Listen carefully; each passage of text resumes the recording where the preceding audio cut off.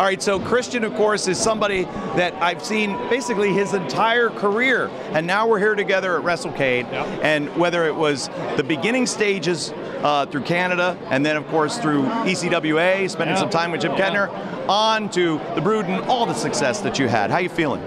Now that you said that, I'm feeling old. Yeah, appreciate it. Well, I know that it was, we forget about kind of some of the steps along the way, and I've been reconnecting the dots, and I know you get to see a lot of friends, people you haven't seen in a long time here. Yeah, no, I love coming to these because, I mean, really with what we do, it's all about entertaining the fans, the people that support what we do. And I think now more than ever, and we've talked about a lot on the Edge and Christian podcast as well, that with technology and how it's changed with streaming services and with YouTube and all these things, people having access to stuff in Japan or to independent promotions there's really no time better than now for wrestling and for wrestling fans. So it's cool to get out here and meet people and shake hands and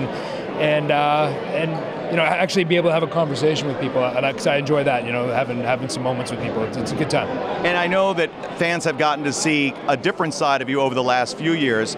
Some of the comedy moments on the Edge and Christian show that we saw on the network. I mean, that's like they were like, fans are begging for more. They just loved it. Yeah, we didn't really know exactly what it was the first couple episodes. Nobody's ever done a show like that. So that was the challenge. But after we kind of hit our stride after the first few episodes, and we really figured out what it was, and had some fun with it, and made fun of ourselves more than we made fun of anybody else. So, but we just tried to have a good time with it, and you know, just give them something different. And sometimes the comedy stuff can be hard to pull off, but when it's done right, it's funny, you know. So we just want to do that. We want to do something specifically for wrestling fans with wrestling references and maybe like even inside references that, like, wait, did they just say that? Did they just get away with saying that? So that was the whole point of it. And we're looking. We have the second season written. We'll see if it ends up getting done or not. But we hope it does, because it was a lot of fun to do.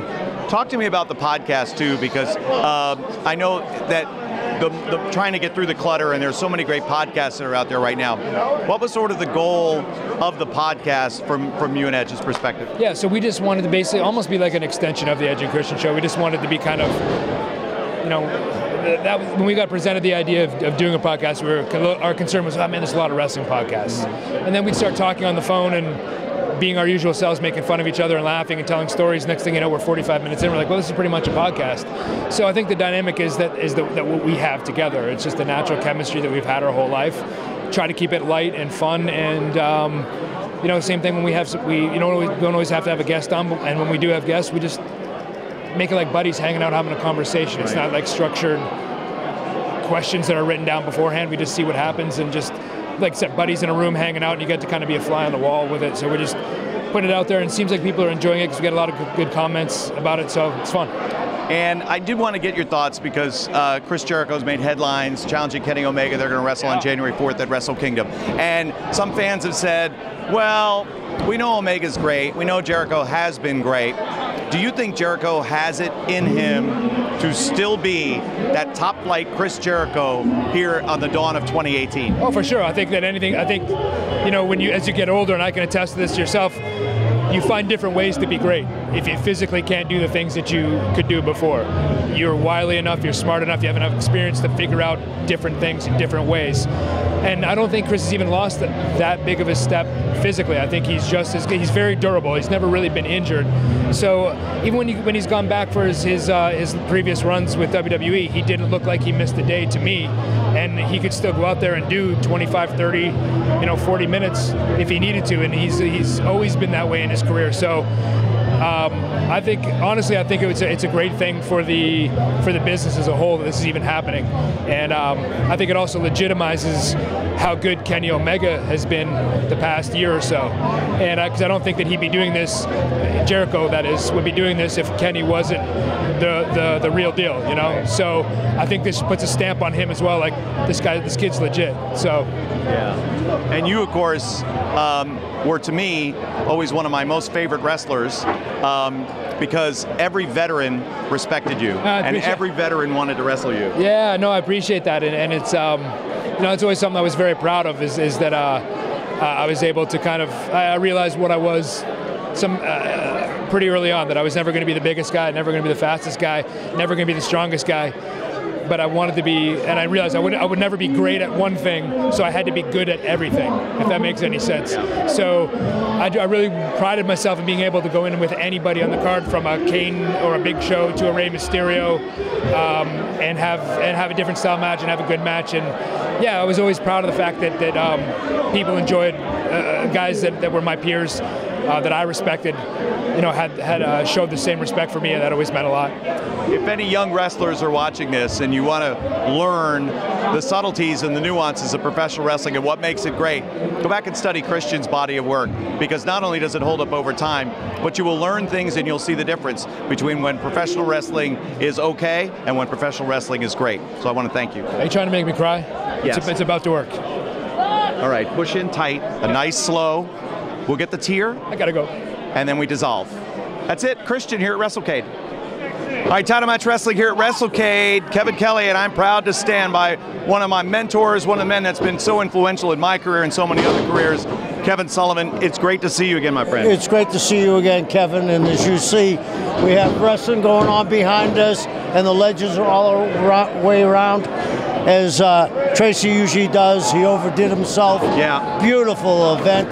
It's great to see you, and hopefully next year will be bigger and better like it has been every year. It seems like the wrestling industry is on quite a resurgence over the last few years. Everything seems to be on the upswing. It certainly is. When I was in a show in LA, and I'm going to be there on Friday, the ringside's $100, and the second rows are like 80, and they're selling out as PCW. A lot of great independents are opening up, Kevin, as you know. Yep.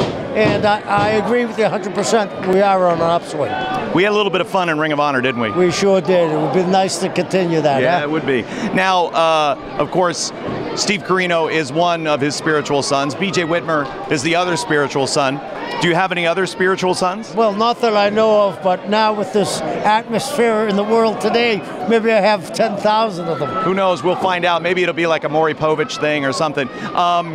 So when you get to see men that you worked with side by side, you fought with and against, and all these years have passed, what are some of the memories that you share? What are some of the things that come up in conversation? Well, over there is Kevin Nash. I mean, they revolutionized the wrestling business. The NWO, Shane Douglas sitting here, Tommy Dreamer over there, they revolutionized with ECW. There's a lot of guys that were in the forefront of the wrestling surge, and like you said, Kevin, not to be repetitive, but it looks like there's another research coming. Right. And of course, you were sort of that breed of independent. And whether it was King Curtis or whether it was Bruiser Brody, Abdullah the Butcher, you were doing the independents long before, because again, you didn't want to be pinned down to any one place. How hard was it back then? Well, it was hard, but once you got into a system like you mentioned, the Brody and Curtis, there was Lewin and Abdullah and Gary Hart, and there was a bunch of us around, so we could float from place to place. Yeah. Well, I want to thank you for your time. I want to thank you, Kevin. I appreciate it. That's Kevin Sullivan, everybody. It's a real treat for me here at WrestleCade. Title Match Wrestling presents this special interview with you. He's so busy. He's signing autographs, signing T-shirts, signing everything. Signing Jim Cornette. Claus. Yes. And the Midnight Express, the official burger towel. That's what you need. All right, I'll get to Jim in a second. Okay. But I gotta talk with Stan, because are you still having fun after all the years, after all the generations, after everything that you've been through? You still having fun? You know, I am having a great life. The Gangster of Love finally decided to settle down. It took me a long time, took a lot of arm twisting, but in my mid-50s, I met a lovely lady and I got married, so I'm no longer the Gangster of Love all over the world, just in certain places. But yeah, I'm having a great time. It's always great to see Jimmy and Bobby and all the legends, including yourself, my friend. And hey, you can barely see the scars where he stepped in the bear trap and she caught him. Yeah, that's a hell of a snack. Bobby, I'm telling you what, after all these years and getting together and seeing you, man, it's just so great. Getting to meet these fans is special. It's always great to be around my friends, be around the people, talking to them. People I hadn't seen in a long time. Yeah. And my two good buddies here. With the two good friends here, of course, and Jim, you and I have known each other for so many years, and we got a lot of catching up to do off the camera. And by the way, there's a matter of that $27 from the Ross Draver Ice Rink, and in Pennsylvania, you still owe me. I remember that. It's only been 7 years, but go ahead. The meltdown at the Ice Palace, that's it, she'll forever be affectionately known. All right, so talk to me about, because tonight ends the managerial career of Jim Cornette. Yes, because September I celebrated my 35th anniversary of the first time I managed a wrestling match, and that's a good time as any to quit, because sooner or later I'm going to hurt myself. So tonight at the Wrestlecade Super Show, when I managed Dan Severn against Josh the Goods Woods, when that's over with, I will no longer manage at ringside unless either these guys come out of retirement or Flair does and they ask me to. Otherwise, I'm done. I'm getting while the getting's good. And there you have it. Now, you've said some controversial things. Not me. You've posted an opinion or two on Twitter. No, I don't know where you're getting this misinformation. Only when he's had too much Sprite to drink. Yeah, that's it. Do you, at this point in front of this camera, would you like to take back anything that you've said, perhaps over the last 35 years? Here's a chance to wipe the slate clean. Anything I've said over the last 35 years, would I like to take it back? Right.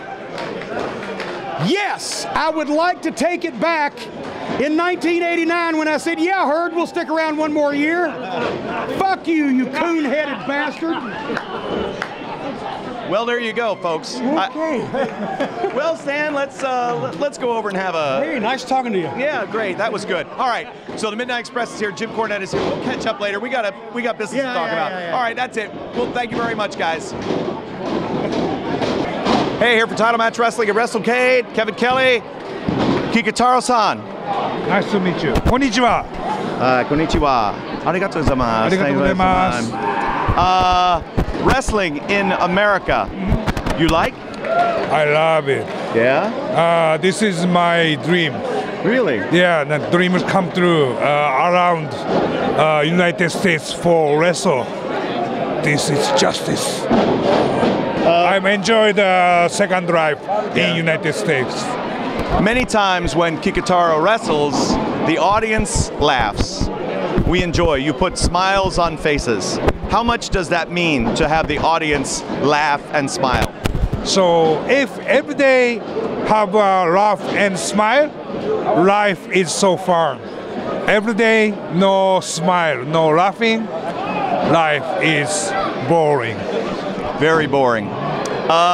Where can people find you if they want to buy Kikutaro t-shirt, picture? How can they contact you online? Yes, my t-shirt is on prowrestlingtees.com, and if you want some my stuffs, please contact me on maybe Twitter or Instagram. There you go. How many yen, please? How many yen? Japanese yen, 3,000 yen. Yeah. But United States price, $20, $20. Oh, 20. Okay, very good. Kikutaro-san. Arigatou gozaimasu. Arigatou gozaimasu. Needed to be.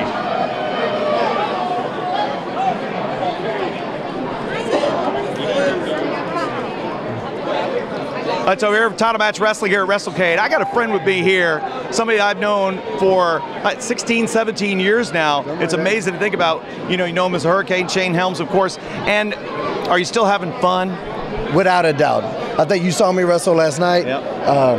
I mean, they asked me to do that kind of maybe just a few weeks ago. And I was like, yeah, I still have fun out there. Mm-hmm. If you're not having fun, this ain't the business for you.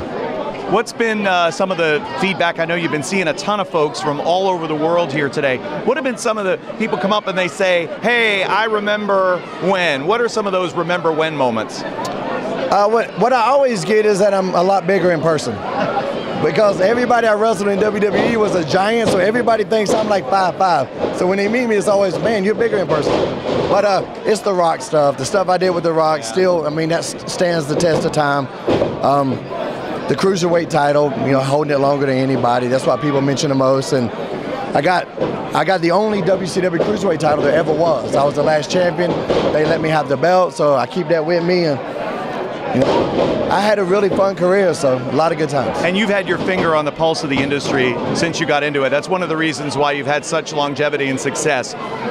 Wrestling now seems to be, from where I sit, hotter than it's been in a long time. Do you feel that it's reached its peak, or is it approaching it? Where do you think the wrestling industry is now? I mean, I don't know if there is a peak. I think there's always going to be an ebb and flow. It's weird that the indie scene is as hot as I've ever seen it. You know, the TV products, they are what they are, but the indie scene is just on fire. Like everywhere I go, there's an excitement. And it's not just to see the new guys, it's to see the TV stars that are actually still wanting to work. You know, you got the TV guys that come out and they're just there for the payday, and I respect that. You know, get your money. But then you got some of us, Tommy Dreamer, Carlito, that we're going to go out there and we're going to bust ass and still have a good time. And the indie fans they're tuned into it. You know, they're a lot smarter than they were ever given credit for. Right. And we realize that. How many moves were you the innovator of that have been stolen and used by other people? 100, 200? Quite a few. Would you like to name names? Because there's a lot of offenders out there. There's a lot of offenders, but here's the best way I do it. I'll put a clip of them doing it in WWE, and then I'll back it up with a clip of me doing it 20 years ago. Yeah. So, no, but I respect, you know, I mean, I didn't invent the vertebraker. I always gave respect to Kudo for doing it. You know, when I brought the Shining Wizard to America, I was the first one to do it in North America. I wanted to keep the name out of respect to Muda. And even when I changed it up to a different version of Running Nizaguri, I kept the name out of respect to Muda. And so when I go to Japan and meet Muda, he thanked me for keeping the name, and then he put over my version. So I was like, I'm justified. That's it. That's all he is. He just wants justification, folks. Okay, so I know you're busy. I know your schedule is packed. Whether it's podcasting, whether it's hosting, whether it is being on television, whether it's wrestling. Update me. Where can I find you if I want to know all things Shane Helms? At ShaneHelms.com. You know, cross-platform, Instagram, Facebook, Twitter. I'm still on Tumblr. But that's all the adult stuff, so be careful going on there. But at ShaneHelms.com, that's where you can find everything. And I'm very out there. You know, every day I'm posting stuff. So you were one of the pioneers, too, of podcasting. Yeah. You, Colt Cabana, I put kind of at the forefront of that. Now podcasting has taken off like crazy. Yeah, like you know, when Steve Austin called me and asked me for advice on how to do a podcast, that's when I knew I was done. I'm not competing with Stone Cold. Yeah. But it's more work than people think. You know, it's more than just sitting down talking shit. There's a lot that goes into it. And I was still so busy with my career, I was like, this is too much work. So now I'm just a guest on everybody's podcast. Right. That way I really don't have to do all the work. I can just flap the gums. So that just works out the best for me. Well, that's what I try to do here with this. They just hand me the microphone and I go talk to my friends. But you got the gift of gab. And not everybody has that. And when you're doing podcasting, I've had guests. I had this beautiful female wrestler on my show one time. I said, so what you got going on? Nothing. It's like, okay, anything in the works? No. Well then, hey, hey, good talk. How about those Mets? You know what I mean? All right, well, I just want to thank you for your time, man. I know you got a line here, so we'll let him get back to signing. We're here at Wrestlecade. That's Hurricane Shane Helms, everybody. All right, title match wrestling, hold on to your hats because I'm going to stick a microphone in front of Tracy Smothers' face, which I might live to regret, but we're here at Wrestlecade, my friend, and I know you have sold this place out, and I want to thank you for that. Are you having fun? Having a blast. You know, it's always good to see old friends. You know what I mean? It really is. And now, the older you get, the more thankful you are to just still be with us. And we've lost so many friends and do. But the more you look, it's crazy here. And I know some were thinking that maybe the show down the road, the Greensboro Starcade, I think it helped it more than anything, you know, and so that's a good thing. But we love the business and that and do. And you're not doing Ring of Honor no more? Nope. New Japan? Just New Japan. Yeah. That's enough. That keeps me busy. He hired me and he fired me. Well, kind of the way it goes. Hey, that was the best thing probably ever happened. I was going through a divorce. It was a bad time, and you know what? I got worked by some of the boys on some stuff and should have, you know how it is. I know. Things happen, we make mistakes and do, but man, I'll tell you what. God bless you. Tracy's one of the guys, again, that this industry has counted on for a number of years now, going on 2 decades plus. And we were talking about friends that we've lost. Yeah. And you mentioned Steve Bradley, who's somebody who was dear to both of our hearts. Man. What did Steve sort of represent to you? What did his passing mean? Steve was the last of a dying breed. The respect that he had, the talent that he had, the knowledge that he had, and to me, he could have been a big star and been a millionaire. I mean, honest to God. And I know he was that close, and something happened, and then we were going to do that thing with Boss Man, right? Yep. One of the Dups with Steve and somebody else. I don't remember who. They were already doing it with Boss Man and the big kid. Barry Buchanan. Yes. Yeah. Yes. And that didn't happen, but boy, he was a good one. And there was a hell of a crew in that Memphis locker room. Yeah, yeah. A lot of guys went on and did real well, didn't they? Right. They really did. And we look at, kind of, you guys helped lay the foundation for what is now NXT. Yes, boy, what a hot product that is. That really is really good. So it's good, all good for the business. I mean, that's like the hottest thing. Am I right? Right. New Japan is hot. I was just in, Kevin. I just left Tuesday. I don't wrestle full time. I ain't done full time in 10 years. I do it around my job, and it's more fun now and do. But I just went to Japan and not been since 2008. Left out Tuesday morning. I don't live in Nashville no more. I had a 3-hour drive up north of Evansville. I have a home there. My house is there. My girlfriend's there. My job, everything. And anyway, Tuesday, left out, got back Friday night, last night around midnight. My daughters picked me up at the airport, went and showered at Candy Divine's place. Oh my God. And got here in 7 hours. I'm jet lagged. I don't know my name. They're 13 hours ahead. You know what I mean? Yeah. But I thought that was just so you standing over there. Yeah. I said, is that Kevin? But you looked subtle. You were just standing still. You're walking around. Trying to hide. Yeah. Brother, there's a massive humanity here at Wrestlecade. All right, so if I want to get now, here at Wrestlecade, Tracy Smothers has been signing everything. Fans have been bringing up memorabilia from days gone by. He's got new merchandise when as well. TV was black and white. I watched Kevin when I was a kid. When he was just a baby, Smothers. That high. Yeah. How can fans reach you online if they want to order something? Honestly, just go to my Facebook, Tracy Smothers, and the one it's me, where it's the sign with a member of Charlie Wilhite, a guy that owned the business that I help with, and stuff, and and just inbox me there. Well, I just want to say God bless you, Tracy. God bless you. Always been great. I hope you had a good Thanksgiving and a good Christmas and your family and everybody. Thank you. All right, Tracy Smothers, Wrestlecade, everybody. Awesome. All right, so Title Match Wrestling here, bringing you a slew of exclusive interviews here at Wrestlecade. And I'm with one of the craziest, wildest, just most unreal characters ever in wrestling. Now, I met you many years ago. Oh, yeah. There he was, Dwayne Gill. And then all of a sudden, one day, the metamorphosis happened, the change, and the sparklers were lit, and the entrance, and Gilbert was born. And I love it, man. I really do. I've been milking it for, 15 years now? No. We're not milking it.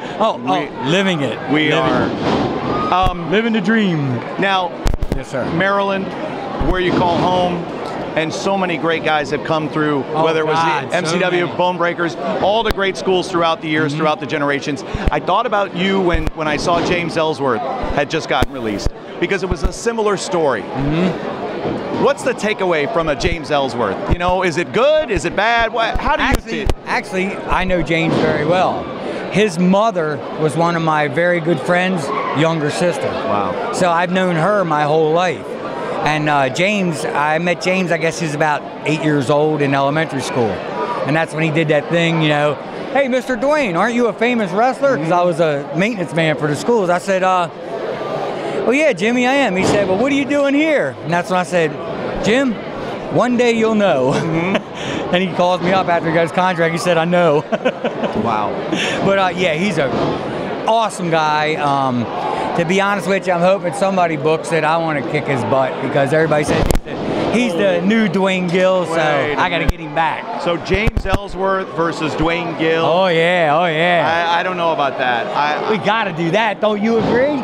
Huh? Listen, I know. I don't know if he's ready. I don't know if he's ready.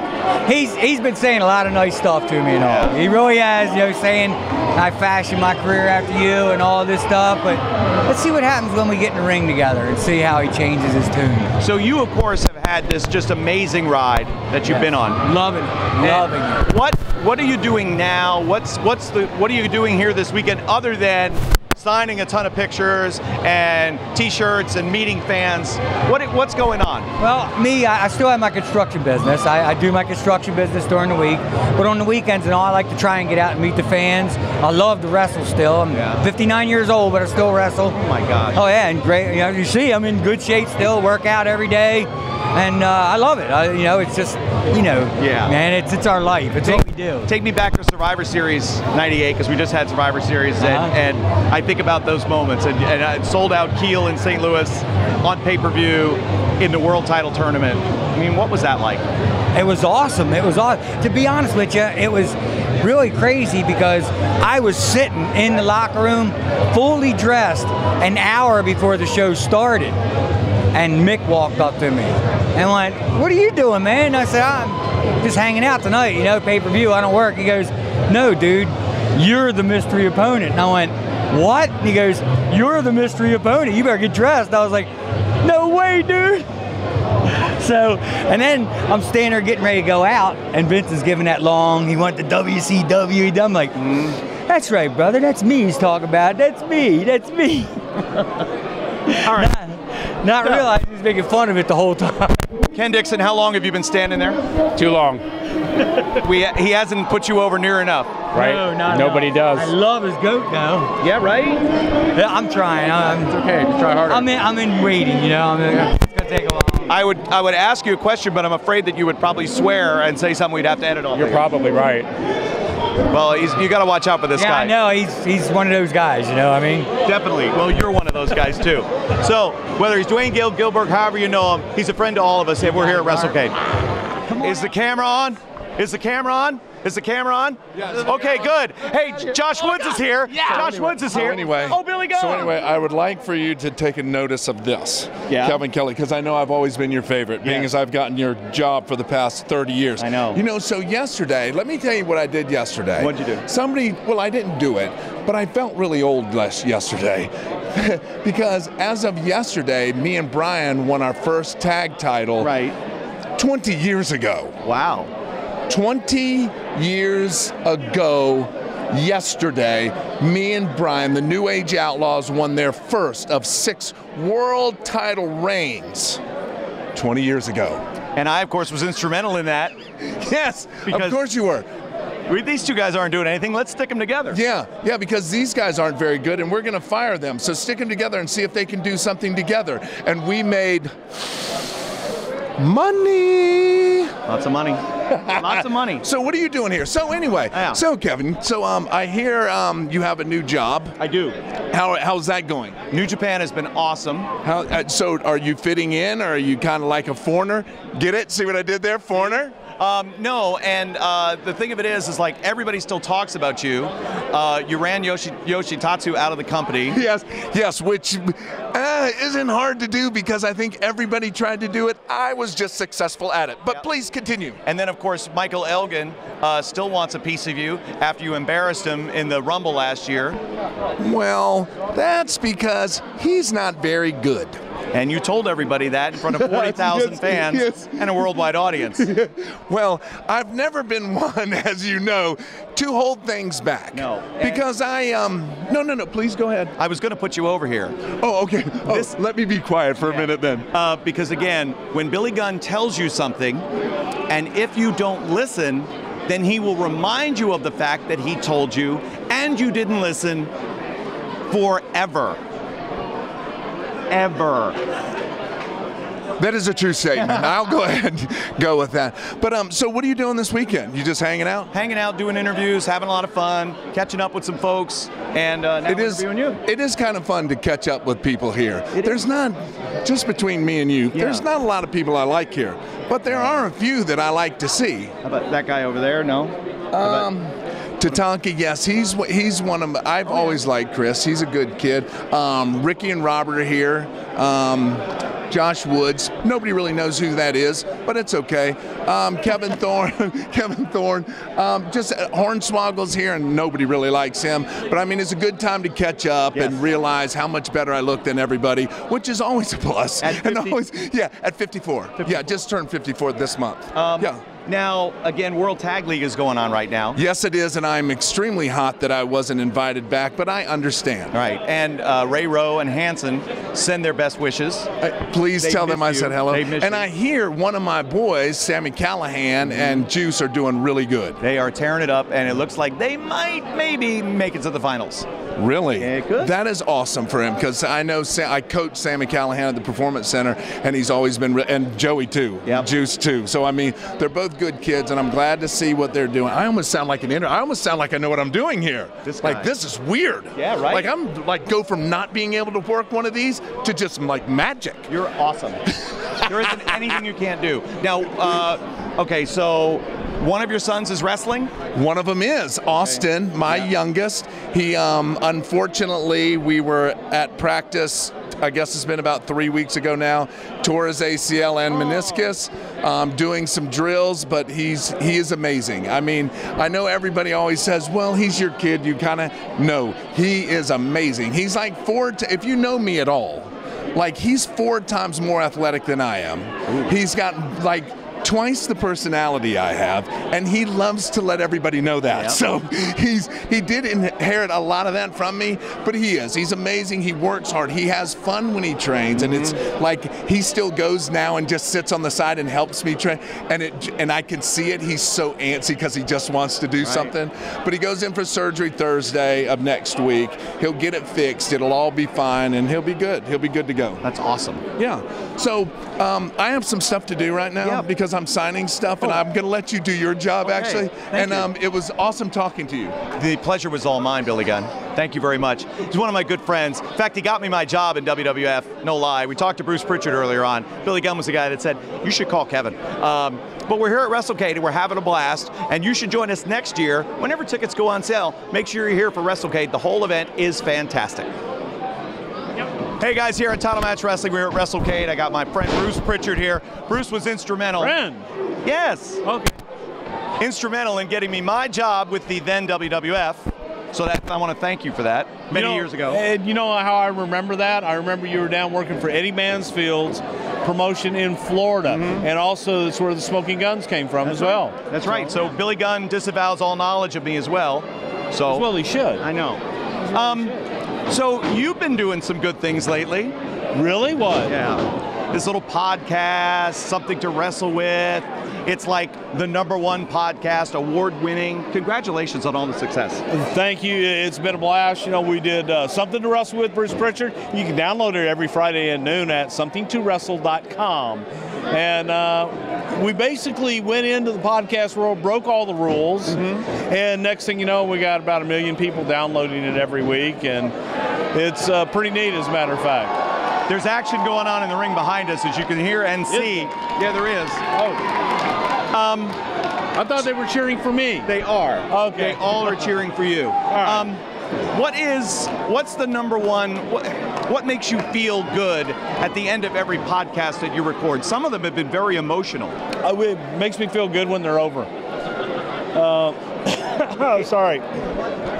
You know, I think whenever it's a subject matter that is really dear to my heart, like Houston Wrestling. Houston Wrestling, we do polls, and Houston Wrestling lost every poll. And it got down to the point to where you do this, we're going to give you these shows, and one of them was Houston Wrestling, and it became one of our most downloaded shows of all time, and my favorite, because it just did come from the heart. And any time that I can just talk about, you know, the good and the fun times, because that's what I like to remember. You say you broke all the rules for podcasting. Is that advice that you would give to people? Is that something that you would say, because it worked for you, do it? Yes, I would. What I would say, especially right now in podcasting, is there are no hard, fast, stead rules that you have to follow, because it's a wild, wild west out there. And everything they told us not to do, we did. And just the success started coming in bigger and bigger waves. So if it feels good and you've got something you want to talk about, you're passionate about it, and you can tell good stories, go for it and have fun. Main thing, have fun. Right. Now, if I wanted to, say, refinance my home or get some cash out, lower my monthly payments, I know you're a smart guy. Is there any way that you know that I could do this? Oh, without a doubt. You go to savewithbruce.com and we can help you get that loan for that new house. We can help you consolidate all of your bills, take your mortgage, your car note, your credit cards, lump them all into one and have one low monthly payment. And you can go to savewithbruce.com. We'll show you how to do it, and I'll give you a call. Harry will give you a call and get you hooked up and start saving money. It's easy. Well, that was easier than I thought. Oh, hell yeah. You need any t-shirts or anything like that? Do you have some? Oh, my God. Where would I go for t-shirts? BrucePritchard.com. And you know what happens, Kevin? No. When you go to BrucePritchard.com and you get one of my shirts? I get a shirt, right? You get a shirt, but that's not all you get. I get more? You get a personal phone call from me thanking you for getting that shirt. Would it be like the call I got in 1996 when you gave me a job? Well, kind of sort of like that, except a lot shorter.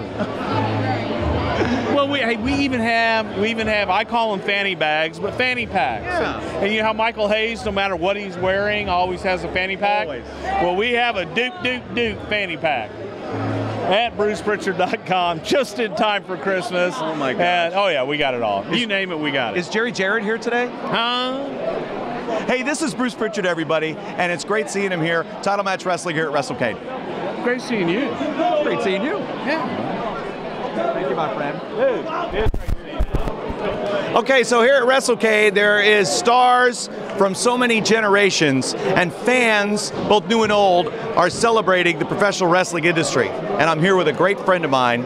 Mick, it is wonderful to be back with you. Do you know why I'm laughing? Why?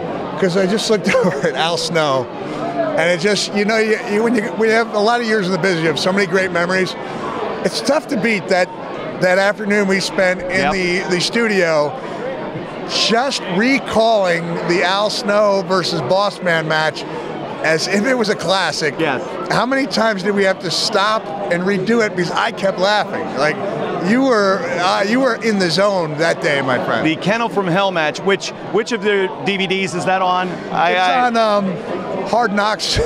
And Cheap Pops. And Cheap Pops. All right, so get that one just for the extra, where we recalled the Kennel from Hell match as if it was Dory Funk Jr. versus Jack Briscoe, 1971. But that notwithstanding, we had a lot of laughs at Al Snow's expense. And even Al came over the house when he was he was running for commissioner. He came over my house, and I showed it to him. And Al sat there, and he was like, "That's really good. Like, that's really good when two guys go out of their way." And I remember at the time we were compiling it, and whoever the producer or director of the DVD was like, "Aren't you going to do this for all the matches?" Like, no. We're just recalling that one match. Just this one. So I've been talking with everybody from Kevin Sullivan to Dwayne Gill, you know, who's who in the wrestling industry. What are some of your favorites? Who are the people that you seek out at these conventions? Some people that you like to meet? Yeah, I mean, that's one of the things. I'm kind of short on time here. I mean, obviously, I'm going to see Jimmy Hart everywhere I go. I'm going to go out of my way to see Jerry Lawler. Nora Greenwald, Molly Holly, one of the nicest, finest people our business ever produced. So I will always go out of my way to see her. Magnum TA, who helped give me my break in WCW. I mean, my regret is that I can't go around and say hello to everybody. But it's who's who. It's a great time. I think it's safe to say that we're allowed to call ourselves wrestlers here, right? You are, definitely. The wrestlers. We have as good a time as the fans do. It's really a great thing, and I know a lot of money goes into just creating something like this. And people have this faith in the fans that they will turn out and make it a success. I've been on the other end where the promoter in Indianapolis was curled up in a fetal position because apparently he'd overextended himself a little bit, and so it's nice to see a convention that's going really well. And where can fans now, if you're not here at Wrestlecade, and you're not here, right here, you're not here at Wrestlecade, and I wanted to get some Mick Foley items, I wanted to reach out, I want to touch you, I want to know you. How do I do that via social media? Tell me. I try to keep it real, Kevin. So it's at Real Mick Foley on Twitter, Facebook at Real Mick Foley, and realmickfoley.com. And I believe, can I just bring back, if you weren't there, just nod your head, pretend you were. Yeah. Me, you, Al Snow, one other person, dining at one of the finest steak restaurants in New York City. We've already placed our order when Mr. McMahon comes in with an entourage of people, and he's in the back, and then when the check comes, they say, Mr. McMahon has picked up the check, and we all look at each other because it's the lowest check in the history. It's me and Al with 2 cheeseburgers and ice water, and I think you had something along those lines. Like when you turn in a $36 bill at, what was it? You had any idea what the name of the steak? It was one of the finer steak. It's going to pop into my head as I drive home tonight. SummerSlam '99. And for us to be able to have that moment and walk out scot-free, it was like, man, like we just found $100 on the street. I just want to thank you for always being there, for everything, for the fans, for everything that you've done for professional wrestling all throughout the years. Thanks, Kevin, man. And may I say, sir, the call you made on the Omega match January 4th, that was out of this world. Thank you. It was out of this world, and I had no idea that Carino was so good as he was your color man. Yeah, and then he disappeared. He left the territory. He went somewhere, but it's for a guy like that. But to put the character on hold for the good of the guys in the ring, that's a special talent. And I really thought you guys made that match come alive and took an amazing match, one of the best I've seen. I know I've gotten a little bit of blowback from people. It wasn't as good as you said it was. Like it's just me calling as I saw it. I thought it was every bit as good as I said it was, and even better upon a second viewing. I don't think Scott Steiner's going to say hello to me. Well, maybe. I'm going to go on record to say I've known him for 30 years. That doesn't mean I'm safe. It's not safe. Well, thank you very much, Mick. I appreciate that. All right. Pleasure, man. Thank you. Have a nice day. That's Mick Foley. All right, so Title Match Wrestling presenting these exclusive interviews here at Wrestlecade. And no matter where you're from, no matter what line of work you do, chances are you know my guest here, and that's Al Snow. Maybe not. I don't know. Well, you might possibly not know. It could be a different line of work. Could be. We don't want to judge. Could do magic for the blind, which is awesome. I do that now. We give back to the community. They love card tricks. They do? Yeah, you just got to say ta-da after every trick. They don't know anything happened. So. And then they clap. It's like, is this your card? And they're like, I don't know. And you're like, it is. And they're like, ta-da. And they're like, oh my God, how do you do it? It's just incredible. Magic for the blind, everybody. Yeah. So you have had a career that began here in the Carolinas when you ventured from Lima down to your first training, so to speak. First tryout, which was with Ole and Gene Anderson at the Charlotte Coliseum, where basically they beat me up for about 4 or 5 hours and then sent me back home on a 24-hour bus ride. And then I continued to endeavor. You didn't quit. I didn't quit. Chose to continue on, and I've had a 35-year career so far. So. And I know that, like, we got to talk about the collar and elbow brand, because that to me is like one of the coolest. You gotta get your shirt. Yeah, for a low price? For free. Ooh. For you. Thank you. For free. And how can fans order that? Because I do want to mention that. They go to collarandelbowbrand.com. You can use one of the sponsored athlete codes. You'll take 10% off. While there, you can also round up your purchase, and then all the roundup money goes to contributions to the Cauliflower Alley Club and their charitable endeavors with former boxers and wrestlers who are down on their luck and need a little bit of help once in a while. And throughout the years, whether you were personally training guys or competing yourself or as an agent producer with various companies, you've seen sort of the evolution of athletes and professional wrestling today. Yes. There are times when guys like you and me and our generation, we kind of look at the wrestlers of today and we go, it ain't like it used to be. Well, how do we get past that? What do we do? We'll never get past that. I mean, it's when I first broke into wrestling, there were older guys that were there that would say, it's not like it used to be, or these kids, or that was always there. That's always been the case. It always will be. But it's wrestling hasn't changed. I know that everybody likes to espouse the belief that professional wrestling has changed. It's developed, it's evolved, it's grown. The presentation is more sophisticated because the audience is more sophisticated, but it's not changed. It is still a physical art form of telling a story within the context of a competitive situation. problem is that so many of the wrestlers these days have gotten so far away from that competitive thing. And that is the only thing that an audience wants to believe in. They want to believe in why you do something and who you are as a character or personality. And the wrestlers focus too much today on what they do, not on who they are and why they did it. And to prove that point, think of some of the most successful wrestlers in the history of the wrestling business. Dusty Rhodes, Nature Boy, Nature Boy Buddy Rogers, Ric Flair, Steve Austin, The Rock.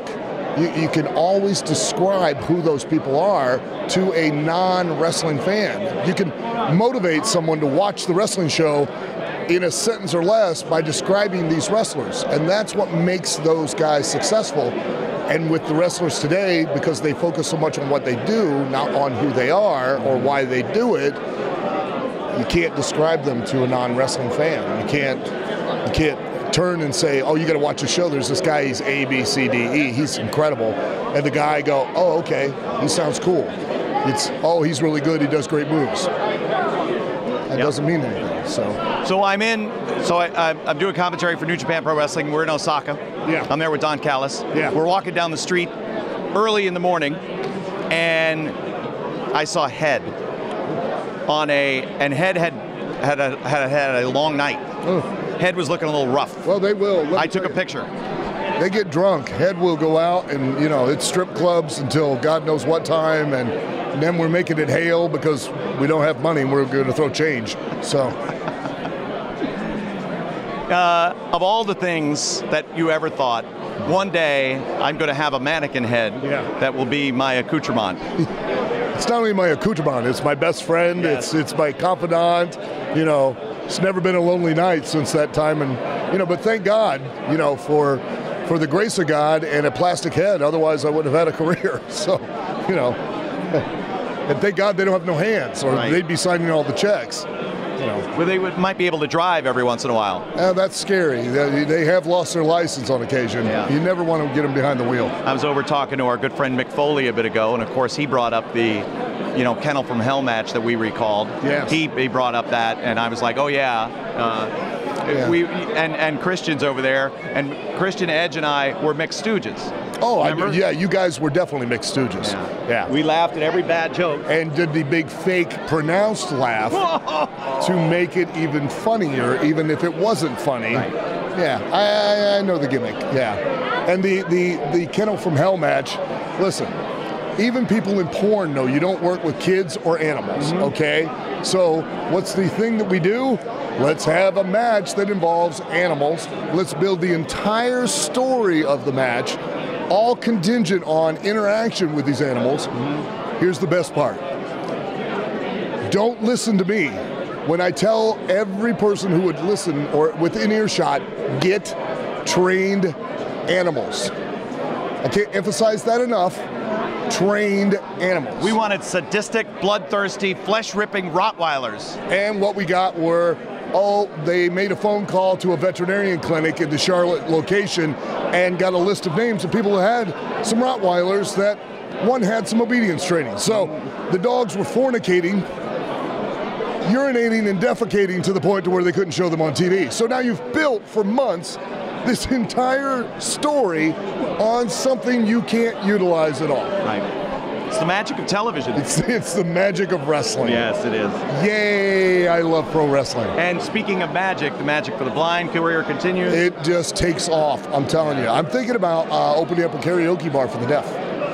I think that's going to go over really well. I smell money. I smell something. Yeah. I don't know if it's money. That's Al Snow, everybody. He's my good friend. We're here at Wrestlecade. All right, so Title Match Wrestling presenting all these exclusive interviews to you here at the floor of Wrestlecade, and I'm here with C.W. Anderson. Now, you and I have a mutual friend. Yes. His name's Steve Carino.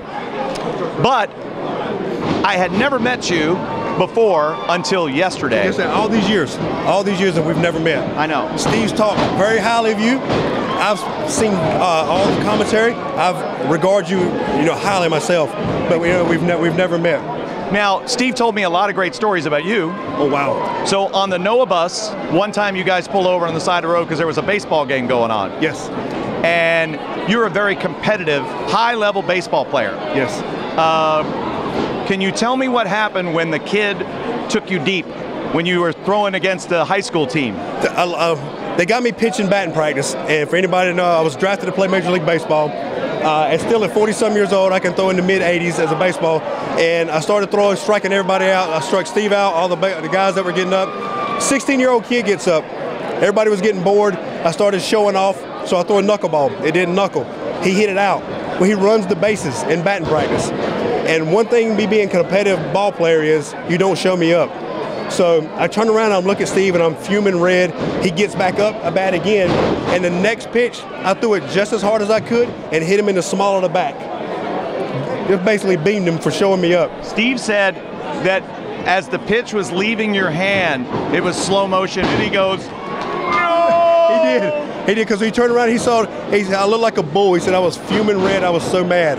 And because I looked at Steve and he knew what was going to happen. As soon as the kid hit the ground, he stood up and was going to try to fight me, but the pain hurt so bad, he dropped back down. They had to escort us off the field.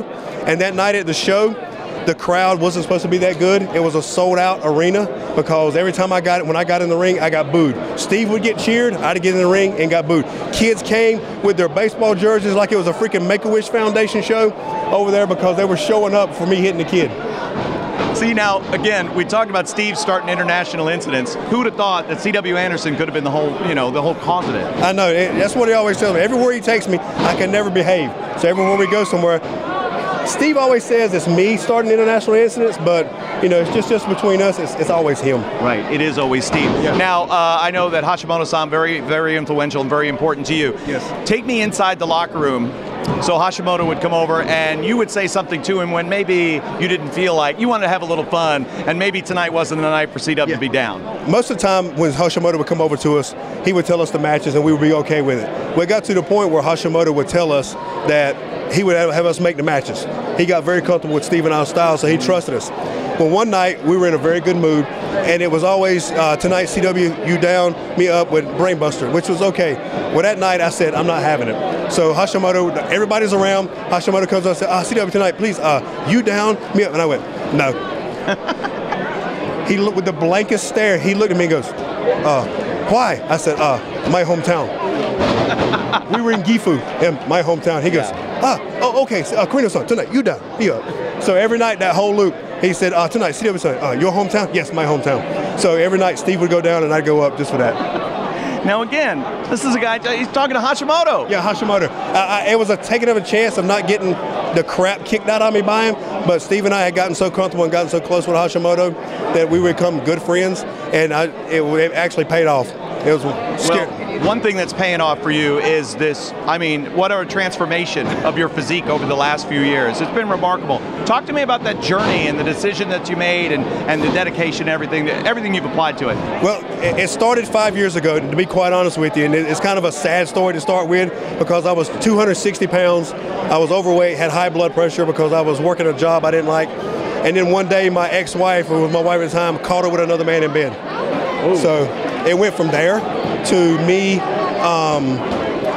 losing a bunch of weight, and then it was when I got away from that, and everybody says when you get away from negative things in your life, positive things start to happen. I met my very first girlfriend ever when I was in the 8th grade. We ran back at each other, started dating, and eventually got married, and it was like one of those true love stories. It was an instant connection, and then I got obsessed with being in the gym because all the weight I lost, and I noticed my booking started picking up, and I just wanted to look better. And Tommy Dreamer told me the other day, he said, you look better now than what you did when you were at ECW. And once again, it's a credit to my wife now for being a positive and basically put a foot in my butt to get back into the gym and to stay healthy and to stay on the right path. It started out as a bad thing, but it ended up in a good thing. It always does. And now, of course, everybody I'm sure comes up to you and they say, thank you for insert memory here. Obviously, I'm sure that ECW is front and center on a lot of fans' minds. And it's always 17 years, it's been the one day I always remember is my I Quit match with Tommy Dreamer. Right. That's the one I get the most. And it's still an honor. Like 17 years later, people are still talking about it. That it made a lasting memory. And that was the driving force of that night, that I wanted to have that match that people would talk about. And it seemed like I'd had it. So it's good that people still remember that and equate me with that situation. Well, if you've seen him, whether it was 17 years ago in ECW, or whether it's today, tonight, this weekend, part of the Extreme Horsemen, you know you're always going to get your money's worth when you see C.W. Anderson on the bill. Yeah. There are a few better, and there are a few more unappreciated, but that's why we're showing them the love here on this. Man, it's great getting to spend some time with you. It was such a pleasure. That's C.W. Anderson, everybody. Well, title match wrestling, it doesn't get much bigger than this when you talk about tag teams in the world of pro wrestling right now here at Wrestlecade. Here with Jack Stane and Crimson. Now, I've known you for quite some time, and my first chance getting to meet you today. Congratulations on all the success, individually, collectively. Thank you. Are you surprised that you, who has been sort of this lone wolf, has gelled so well with somebody that really you just met? Absolutely not. And that's the crazy thing about myself and Crimson is we're kind of cut from the same cloth. Wake up early, work hard, go to the gym, eat right, treat people well, do our jobs, depend on each other, have each other's back, arm in arm, hand in hand, go to battle together. Couldn't ask for a better partner, and it's been really easy for me. Yeah, and I know, of course, being able to rely on his expertise, his knowledge, his wisdom, tapping into some of what he's done, I'm sure it's been beneficial to you. Oh yeah, he's been to places I haven't been, like Japan and other places, man. And to have him, he came into my life at a crucial moment where, you know, it was like, what's next? And we got introduced, and man, I've never met somebody so motivated, so hungry, so determined for success. And it brings me up, it lifts me up, man. And I couldn't be more grateful to have a partner like Jack Stane. Well, we of course in Ring of Honor was first introduced to Jack Stane a year ago, and it was one of the most downloaded, one of the most viewed clips, that introductory vignette that you did. And it was right after you had lost the NWA title. Right. Looking back on that now, does that title reign mean more to you, having had now in the rearview mirror? Oh man, anytime that you're the NWA World Heavyweight Champion, that title reign is special. I mean, you look at the guys that have held that title: Flair, Funk, AJ Styles, Rob Conway, Kojima, Tenzin. You go down the list, man. So for my name to be attached to that list is that's going to be a special feeling for me, a special accomplishment for me in my career. Fortunately, we ended there on really good terms. Never say never. The NWA is a special place to me. Right. ROH is a special place to me. Impact's been a special place. The wrestling world right now is on fire. New Japan, WWE, everybody, the fans. So it's fun to be a wrestler right now, and we'll see what happens next. Yeah, we're at Wrestlecade, of course. I don't know if fans can get a true perspective for just how many folks are packed in here to the Benton Convention Center, but it is a mob scene right now. And I know fans have been coming up and saying to you, I've seen you through all the years of whether it was TNA or now Impact Wrestling. How have the changes in the company affected you? Was it hard to adjust, or did you kind of roll with the punches? You gotta roll with the punches. Impact's always been great to me. You know, the only changes that really affected me were injury, and that's what affected me. I had knee surgery, I had pec surgery at one point, and that took me out of the fold for quite some time. But getting back into the swing of things, they've always been great. Whoever's in charge there. I mean, it's always been a good company to work for, and I'm very appreciative of what they've done. And then tonight, we'll see you guys in tag team action against Bobby Lashley, King Mo. Good luck. I mean, thank you. Appreciate that. No, we're looking forward to that challenge. Anytime you can step into the ring with a world-class fighter like King Mo, a world-class fighter and world-class professional wrestler like Bobby Lashley, gives you the opportunity to gauge where you're at in your career, and we're really looking forward to that challenge. And how can folks find you if they wanted to order merchandise, or if they wanted to get something special, if they're not able to be here in attendance? How can people find you? Myself and Jax, we're very fan-friendly. We both run our own social media accounts. You can hit me up at Crimson on Twitter, or Official Crimson on Instagram. At the Jack Stane, and also the Tried and True website out of Clarksville, Tennessee. You can check there too for our stuff. Hey, I'm not trying to stir up anything, but that NWA World title has certainly come into some prominence recently as of late. Tim Storm making headlines. I don't see a hat, but have you thrown it into the ring? What's going on? I'm a tag team wrestler right now. I want to be a world tag team champion again. and that's my #1 goal right now. Once we knock that out, we'll see who the champ is over there. We'll go take that title too. Anything they want to do, they can do. Jack Stain and Crimson here at Wrestlecade. A lot of fans here at Wrestlecade, and of course, one of the biggest fans in all of pro wrestling. You may know him from the infamous It's Still Real to Me, damn it. David Wills is a friend of mine, and we're here together. We're having fun, right? Absolutely. Kevin Kelly, you got it right, man. What a great place to be, Wrestlecade. One of the best fan fests in the U.S. If you were within the sound of my voice, if you're able to drive, you should be here. You should get here. You should have already been here. You get to meet Kevin Kelly. Let me tell you, Wrestlecade, all these great legends, all these great superstars, they are still real to me, damn it. I love you, Kevin Kelly. I love you.